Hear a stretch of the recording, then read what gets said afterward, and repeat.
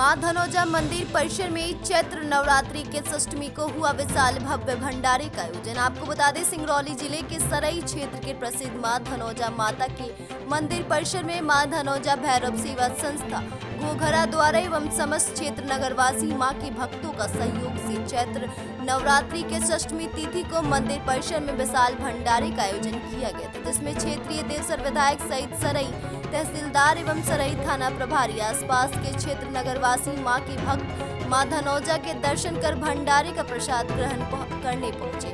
कन्या भोज कराकर भंडारा प्रारंभ किया गया। बता दें कि मां धनौजा भैरव सेवा संस्था घोघरा के कार्यकर्ताओं एवं माता रानी के समस्त भक्तों द्वारा सुबह से ही भंडारे का प्रसाद बनाने में जुट गए थे। भंडारे का प्रसाद ग्रहण करने के लिए दूर से लोग पहुंचे थे। दोपहर से लेकर देर रात तक चला भंडारा। हजारों की संख्या में महाप्रसाद पाने हेतु पहुंचे लोग, क्षेत्रीय अधिकारी, कर्मचारी, व्यापारी संघ, ग्रामीण जनों और माता के सभी भक्तों द्वारा भंडारा में अच्छा सहयोग रहा।